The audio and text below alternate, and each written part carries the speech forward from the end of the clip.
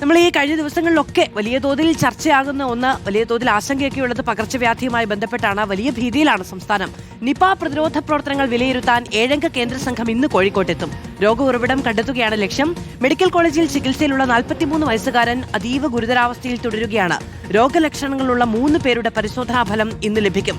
സംസ്ഥാനത്ത് പുതുതായി 18 പേർക്ക് കൂടി ഷിഗല്ല സ്ഥിരീകരിച്ചതോടെ ആശങ്കയിലാണ് ആരോഗ്യവകുപ്പ്. മലപ്പുറത്ത് ഒരു മരണം കൂടി റിപ്പോർട്ട് ചെയ്തു. വി എസ് രഞ്ജിത്താണ് വിവരങ്ങളുമായി നമ്മളോടൊപ്പം ചേർന്നത്. വി എസ് രഞ്ജിത്ത്, 2 ദിവസം മുമ്പ് ഈ പനി മരണങ്ങളുടെ കണക്കിലുള്ള വർധന ചൂണ്ടിക്കാണിക്കുമ്പോൾ അത് ഏതാണ്ട് 10,000 പേര് ഒരു ദിവസം ചികിത്സയ്ക്ക് ആശുപത്രികളെ സമീപിക്കുന്നു എന്നുള്ളതായിരുന്നു. 10,000 ഒക്കെ പോയി ഇപ്പോൾ 12,000 പേര് ഒരു ദിവസം ചികിത്സ തേടുന്നു എന്ന വാർത്തകൾ വരുമ്പോൾ എത്രയാണ് ഉയർച്ച എന്നത് നമുക്ക് വളരെ വ്യക്തമായ ആ സംഖ്യയിൽ നിന്ന് തന്നെ മനസ്സിലാക്കാൻ കഴിയുന്നുണ്ട്. നിപയുമായി ബന്ധപ്പെട്ടാണ് ഏറ്റവും വലിയ ആശങ്ക. ഇന്നും ചർച്ചകളൊക്കെയുണ്ട്. എന്താണ് വിവരങ്ങൾ?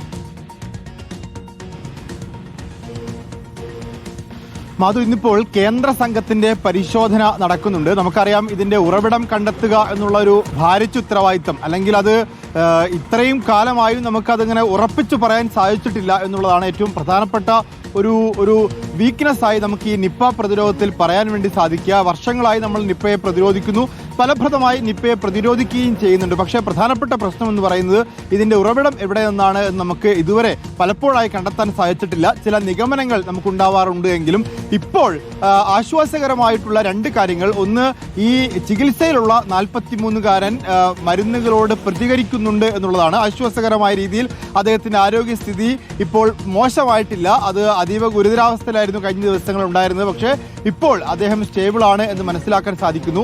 മറ്റൊരു പ്രധാനപ്പെട്ട കാര്യമെന്ന് പറയുന്നത്, പുതിയതായി ഒരു നിപ്പ ബാധയും ഇതുവരെ സ്ഥിരീകരിച്ചിട്ടില്ല എന്നുള്ളതാണ്. 3 പേരെ കൂടുതലായി നിരീക്ഷണത്തിന് വേണ്ടി ആശുപത്രിയിലേക്ക് മാറ്റിയിട്ടുണ്ട്. അവരുടെ സ്രവങ്ങൾ പരിശോധനയ്ക്ക് അയച്ചിട്ടുണ്ട്. ആ 3 പേരുടെ പരിശോധനാ ഫലം പുറത്തു വരേണ്ടതുണ്ട്. അങ്ങനെ പുറത്തു വന്നാൽ അതുകൂടി അതിന്റെ റിസൾട്ട് ആയിരിക്കും ഇനിയിപ്പോൾ നിപ്പ പ്രതിരോധ പ്രവർത്തനങ്ങൾക്ക് ഏറ്റവും നിർണായകമായി മാറാൻ പോകുന്നത്.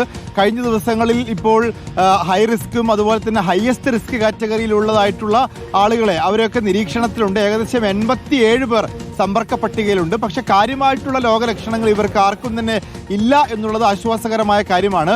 നിപ്പയുടെ കോൾ സെന്ററിൽ നിന്ന് ഈ 87 പേരെയും, അതിൽ ഹയസ്റ്റ് റിസ്ക് ഉള്ള ആളുകളുണ്ട്, ഹൈ റിസ്ക് ഉള്ള ഒരു 16ഓളം പേരുണ്ട്, ഇവരൊക്കെ തന്നെ നിരന്തരമായി ബന്ധപ്പെടുന്നുണ്ട്. അവർക്ക് എന്തെങ്കിലും ആരോഗ്യ പ്രശ്നങ്ങളുണ്ടെങ്കിൽ അപ്പോൾ തന്നെ വിവരം അറിയിക്കാനുള്ള നിർദ്ദേശവും നൽകിയിട്ടുണ്ട്. പക്ഷേ ഇതുവരെ അത്തരത്തിലുള്ള പ്രശ്നങ്ങളൊന്നും ഈ 87 പേർക്കും സമ്പർക്ക പട്ടികയിലുള്ളവർക്ക് കണ്ടെത്തിയിട്ടില്ല. അതുപോലെ തന്നെയാണ് ഈ ഫറോക്ക് രാമനാട്ടുകര ഭാഗത്ത് ഇത് കണ്ടെത്തിയ വാർഡിൽ, ഈ ഡിവിഷനിൽ അവിടെയുള്ള ഏകദേശം 286 വീടുകളുണ്ട്. ഈ വീടുകളിലൊക്കെ തന്നെ ആരോഗ്യ പ്രവർത്തകർ പോയി അവിടെയൊക്കെ പനിബാധയുള്ളവരുണ്ടോ എന്ന് നേരിട്ട് പരിശോധിച്ചിട്ടുണ്ട്.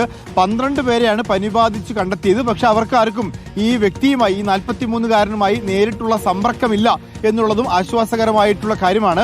ചികിത്സയിൽ കഴിയുന്ന ഈ 43കാരന് മോണോക്ലോണൽ ആന്റിബോഡി കൊടുത്തുകൊണ്ടിരിക്കുന്നു. അദ്ദേഹത്തിന്റെ ആരോഗ്യസ്ഥിതി മോശമല്ല. പക്ഷേ ഇന്നലെ പ്രതിപക്ഷ നേതാവ് ഒരു പ്രധാനപ്പെട്ട ആരോപണം ഉന്നയിച്ചിട്ടുണ്ട്. മരുന്നുക്ഷാമവുമായി ബന്ധപ്പെട്ടാണ്. അത്തരത്തിൽ മരുന്നുക്ഷാമം ഉള്ളതായി മെഡിക്കൽ കോളേജോ ആരോഗ്യവകുപ്പോ ഔദ്യോഗികമായി സ്ഥിരീകരിച്ചിട്ടില്ല. ശരി, വി എസ് രഞ്ജിത്താണ് വിവരങ്ങൾ നൽകിയത്. എന്തായാലും നിപ എന്ന് പറയുന്ന ഒരു വാക്ക് കേൾക്കുമ്പോൾ തന്നെ, എവിടെയെങ്കിലും നിപ സ്ഥിരീകരിച്ചു എന്ന് കേൾക്കുമ്പോൾ തന്നെ നമുക്കൊരു ഞെട്ടലാണ് അല്ലേ? എന്താണ് ഇത്? എത്ര പേർക്ക് ഇനി സമ്പർക്കമുണ്ടാകും? ഏതൊക്കെ മേഖലയിലായിരിക്കും? ഏത് പ്രദേശത്താണ് റിപ്പോർട്ട് ചെയ്തത്? തുടങ്ങിയ ആശങ്കകളൊക്കെയാണ് ആദ്യം ഉണ്ടായിരുന്നത്. എന്തായാലും വലിയ തോതിൽ വ്യാപനമില്ല എന്നാണ് മനസ്സിലാക്കാൻ കഴിയുന്നത്. ഇപ്പോൾ 3 ദിവസം പിന്നിടുകയാണ് ഈ വാർത്ത വന്നതിന് പിന്നാലെ.